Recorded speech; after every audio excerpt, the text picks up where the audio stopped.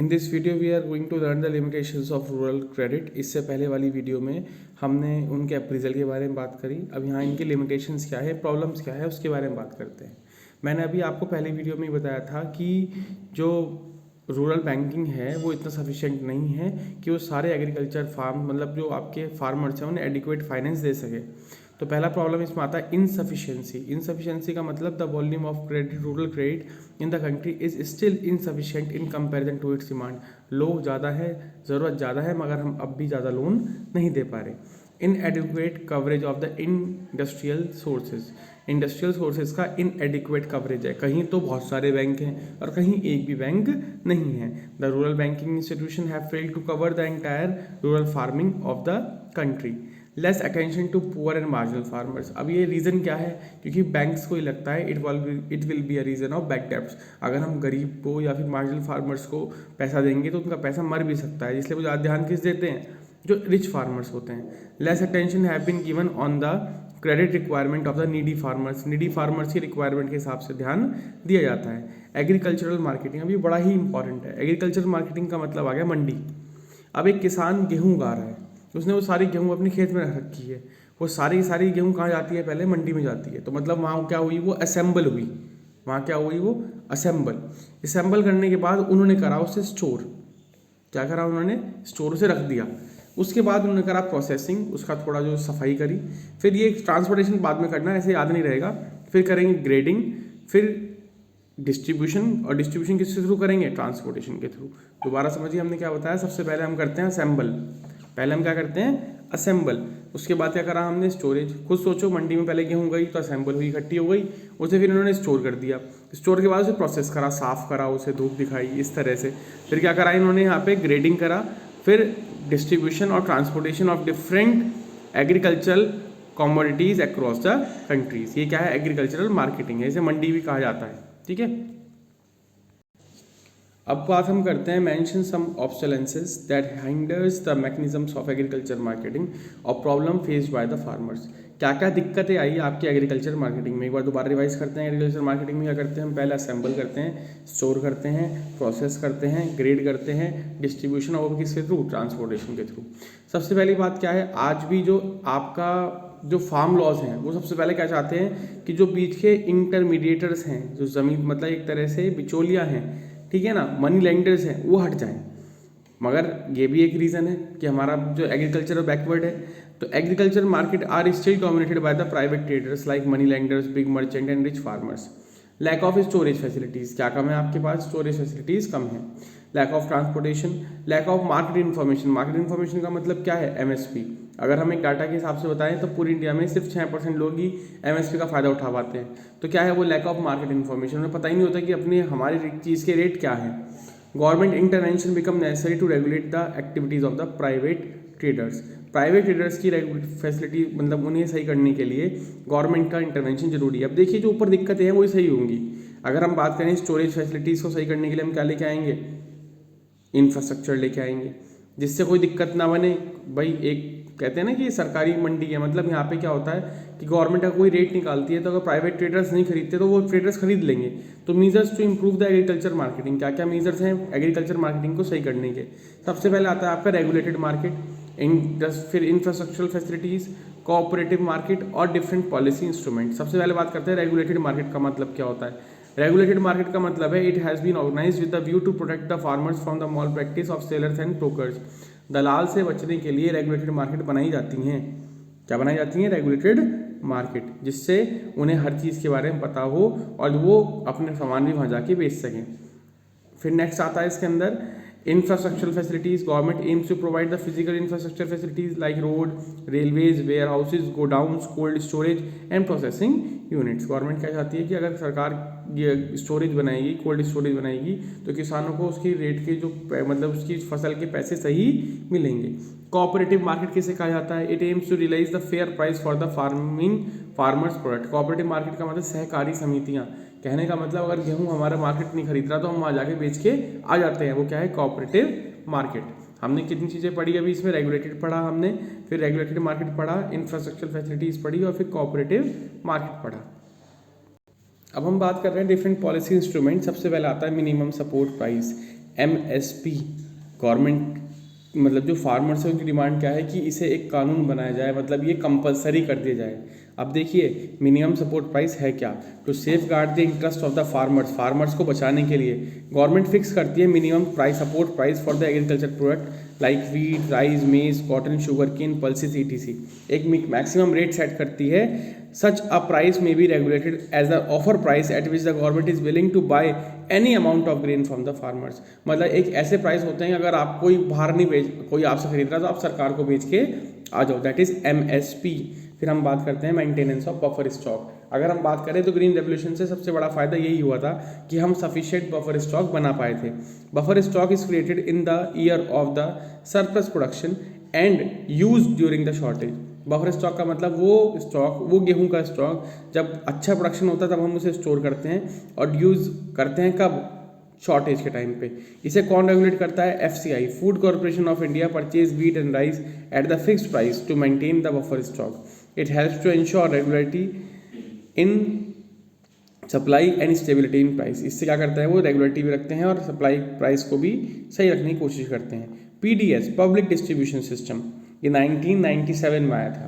Public distribution system सबसे important है आपके पुअर फैमिलीज के लिए।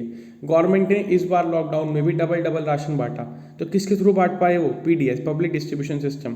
तो it operates through a network of ration shops. ये किसके थ्रू आता है आपका, राशन शॉप्स के थ्रू, और fair price shop. Fair price shops offer essential commodity like wheat, rice, kerosene etc. at the price below than the market price to the weaker section of society। जो गरीब लोग होते हैं उन्हें ये चीज़ दी जाती है। फिर हम बात करते हैं डाइवर्सिफिकेशन ऑफ एग्रीकल्चर एक्टिविटीज़। देखिए डाइवर्सिफिकेशन का मतलब है पहले आप एक काम कर रहे थे, अब 3-4 काम जोड़ लिया आपने। अपने बिजनेस को बढ़ाना, अपने बिजनेस को इंक्रीज करना, दैट इज डाइवर्सिफिकेशन। क्या जरूरत पड़ी डाइवर्सिफिकेशन की, क्योंकि हम ज़्यादातर किस पे डिपेंडेंट थे, आपके एग्रीकल्चर पे डिपेंडेंट थे। और एग्रीकल्चर मेरे हिसाब से सबसे रिस्की बिजनेस है। क्यों, सबसे पहले तो इसमें स्पॉयलेज का बहुत खतरा होता है। दूसरा, इसमें नेचुरल फैक्टर बहुत आते हैं, ठीक है। तो देख लीजिए इसमें क्या लिखा हुआ है, reasons for diversification. The need for diversification arises because there is a greater risk in depending exclusively और farming for the livelihood to provide the productive subsistence livelihood option to the rural people. ये बहुत ही गलत है कि हम सिर्फ और सिर्फ किस पे डिपेंडेंट रहे हैं, आपके एग्रीकल्चर पे। इसलिए हमने अपनी एक्टिविटीज क्या करा, डाइवर्सिफाई करना शुरू कर दिया। बेनिफिट्स ऑफ द डाइवर्सिफिकेशन, फायदे क्या है डाइवर्सिफिकेशन के। डाइवर्सिफिकेशन का फायदा है प्रोवाइड सप्लीमेंट्री गेनफुल एम्प्लॉयमेंट, आपको रोजगार मिलता है। Enable them to earn higher level of income, इससे क्या होती है आपकी इनकम भी बढ़ जाती है। To enable rural people to overcome poverty through higher income, इससे जो गरीब लोग हैं वो पॉवर्टी से बाहर निकल पाएंगे। डाइवर्सिफिकेशन का मतलब क्या है, एक के साथ 3-4 कामों को जोड़ देना। देखो डाइवर्सिफिकेशन 2 टाइप के होते हैं। Diversification of the crop production, shift कर रहे हैं हम single cropping to multi cropping, हम एक ही फसल के साथ 2 चीज़ें उगा देते हैं, वो क्या है, मल्टी क्रॉपिंग। और एक है अपने एग्रीकल्चर से अलग काम करते हैं, जैसे एग्रीकल्चर से अलग अभी हम पढ़ेंगे इसमें।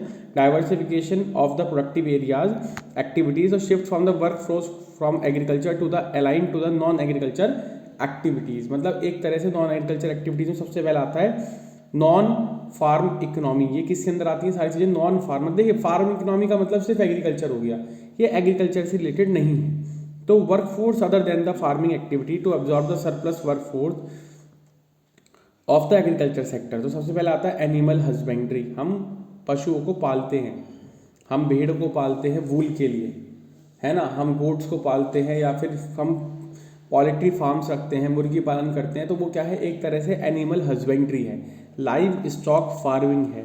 तो it is a branch of agriculture which is concern with the breeding, rearing and caring of farm animals. What is breeding, breeding का मतलब है उनका ध्यान रखना, रियरिंग का मतलब भी उन्हें प्रोडक्टिव रखना, और केयरिंग करना किस चीज़ से, फार्म एनिमल्स को। इंपॉर्टेंस क्या है, it provide alternative livelihood option to over 70 million small and marginal farmers including landless labour. ज़्यादातर जो गरीब लोग होते हैं अपने पास 1-2 पशु पाल के उससे ही अपने घर का काम चलाते हैं। तो इससे फ़ायदा क्या होता है, जो पशु वो पालते हैं उससे उनकी इनकम की स्टेबिलिटी बढ़ती है और फूड सिक्योरिटी मिलती है, ट्रांसपोर्टेशन में भी हेल्प होती है। बहुत बार आप बुल कार्ट्स को यूज़ करते हो, बैल को या बाकी चीज़ों को, तो full of nutrition for the family, और उनसे आपकी फैमिली को भी न्यूट्रिशन अच्छा मिलता है। तो पहला पॉइंट हमने क्या समझा, एनिमल हस्बेंड्री। नेक्स्ट अगर हम बात करें तो नेक्स्ट आता है डेयरिंग। तो डेयरिंग में क्या आता है, it is a branch of agriculture which involves the breeding, rearing and utilizing of dairy animals for the production of milk and various dairy products and proceeds from it. अब dairying में अगर हम बात करें तो मिल्क ही आएगा, और India production में फर्स्ट है मिल्क में। तो कौन सा स्टेट फर्स्ट है आपको पता होना चाहिए, गुजरात आपका फर्स्ट है मिल्क प्रोडक्शन में। तो इंपॉर्टेंस क्या है, dairy is a business activity of producing, storing and distribution milk at and its products due to successful implementation of operation flood. कब आया था, 1970 में, जिसे व्हाइट रिवोल्यूशन भी कहा गया। देखिए रिवोल्यूशन दो हो गए, पहले कौन सा पढ़ा आपने, ग्रीन रिवोल्यूशन, फिर उसके बाद आया आपका व्हाइट रिवोल्यूशन 1970 में। India rank first in the world in the milk production, और कौन से स्टेट के अंदर किसकी वजह से है, गुजरात की वजह से। अगर हम बात करें तो आपका आता है operation flood, it is initiated by the national dairy development board, ये भी आता है पेपर में। तो ऑपरेशन फ्लड किसने शुरुआत करी थी, तो नेशनल डेयरी डेवलपमेंट बोर्ड ने। कब करी थी, 1970 में, जिससे मिल्क का प्रोडक्शन बढ़े। चेयरमैन ये थे, इसे आप पढ़ लेना कौन है ये। फिर किसकी वजह से हुआ था, सब कुछ ये हुआ था अमूल की वजह से। आपको वेल नोट ब्रांड है तो Anand milk union limited was the main company found. इसका काम क्या था, गाँव से दूध को लाना, उसे शहरों में लाके बेचना।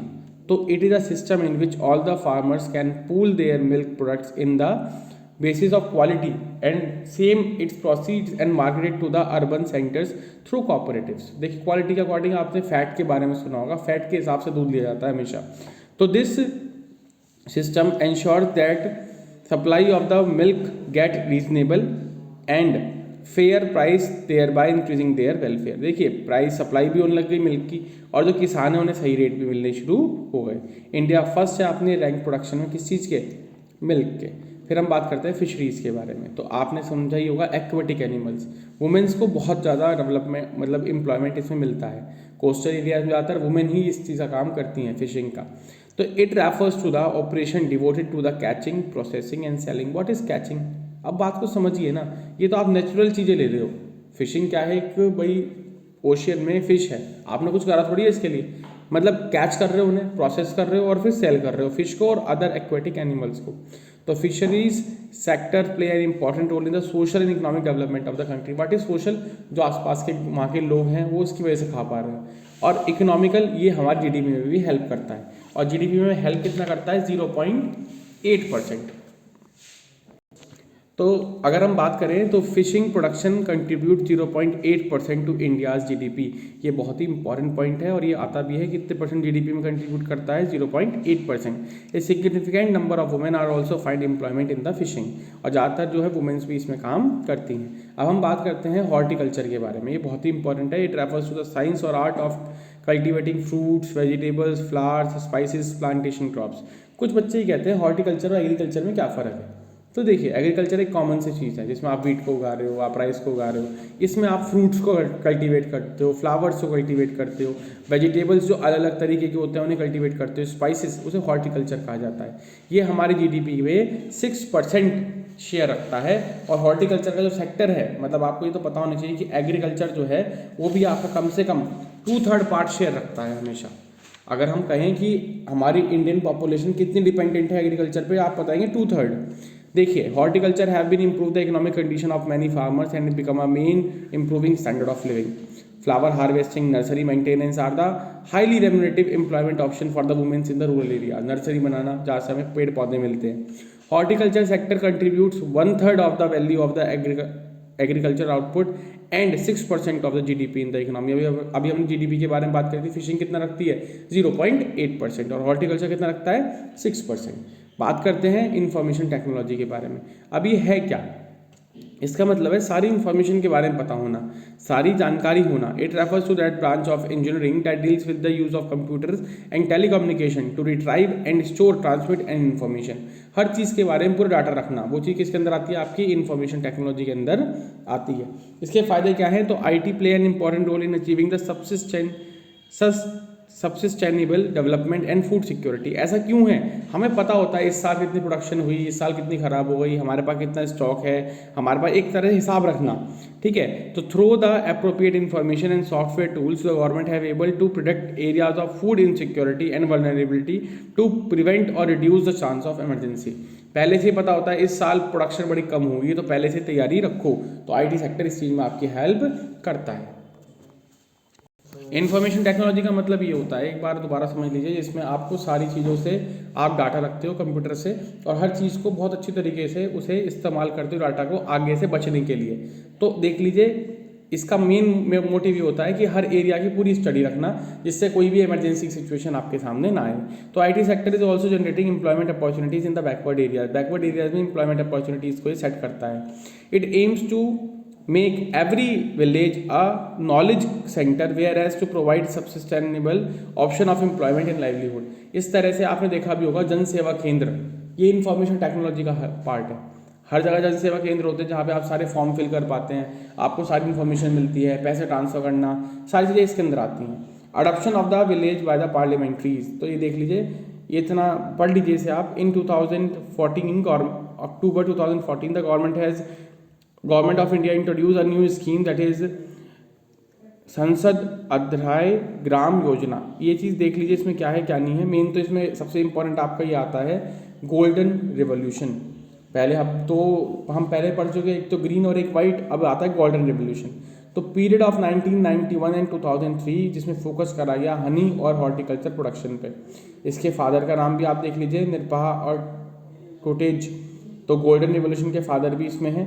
Before 1991 main focus of the country was on cereals, they are created national horticulture mission in 2005 and 6। ये आता है पेपर में, नेशनल हॉर्टिकल्चर मिशन कब बना था, 2005 और 6 में। To increase the productivity in horticulture. अब दोबारा बताते हैं हॉर्टिकल्चर क्या है। तो हॉर्टिकल्चर का मतलब है कल्टीवेशन करना, किस चीज़ का, फ्रूट्स का, वेजिटेबल्स का, फ्लावर्स का, स्पेशीज का, प्लांटेशन का, नर्सरी मेंटेनेंस करना, फ्लावर हार्वेस्टिंग करना, ये सारा काम होते हैं, ठीक है ना। 2005 में total area under horticulture was 11.72 million horticulture sector and production stood to, और अब कितना हो गया यहाँ पे, ये 150.73 million tons which increase to 80 million tons from the area. मतलब एक तरह से एग्जाम्पल बताया गया कि पहले इतने मिलियन हेक्टर हम काम करते थे और अब बाद में 23.2 मिलियन हेक्टर हम काम कर रहे हैं, ठीक है। उसके बाद में अगर हम बात करें इसमें, India becomes the second largest production of the fruits and vegetable in the country and next only to China। ठीक है, फर्स्ट कौन है आपका, चाइना है, जिसमें फ्रूट्स और वेजिटेबल सबसे ज़्यादा होते हैं, और इंडिया कहाँ है आपका, सेकंड पे है, ठीक है। इसके बारे में आपको ध्यान रखना है दोबारा कि नेशनल हॉर्टिकल्चर मिशन कब आया था, 2005 और 6 में आया था। प्रोडक्शन एरियाज आप ध्यान रख सकते हैं, पहले हम 11.72 हेक्टर में काम कर रहे थे, फिर 23.2 में, और कितने लोग आपके काम कर रहे थे, कितना टन हम बना पा रहे थे, 150 टन, और फिर 280 मिलियन टन। फिर हम बात करते हैं इसमें डिस्ट्रेस स्केल ऑफ फार्मर का मतलब क्या है। डिस्ट्रेस आपको समझ में आ रहा होगा, स्ट्रेस का मतलब क्या होता है, मतलब एक तरह से तनाव। ये इंपॉर्टेंट पॉइंट्स हैं, आप देख सकते हो। डिस्ट्रेस का मतलब है जब फार्मर्स क्या चाहते हैं कि sale of the crop immediately by the harvest owing to the urgent cash of the farmers. मतलब वो चाहते हैं कि फसल तैयार हुई, अब उन्हें एकदम पैसा मिल जाए, उन्हें एक तरह टेंशन है कि उनकी फसल खराब ना हो जाए। फिर आपका आता है इसमें हाजीपुर मंडी पुणे में है, अपनी मंडी पंजाब और हरियाणा में है। फिर ये बाज़ार, ये वाला रिहायदू बाज़ार आंध्र प्रदेश में, ये साथ तमिलनाडु में। अपीको मूवमेंट कब आया था, ये चीज़ आपको पढ़नी है, इंपॉर्टेंट है, किस चीज़ के लिए, एमसीक्यूज़ के लिए।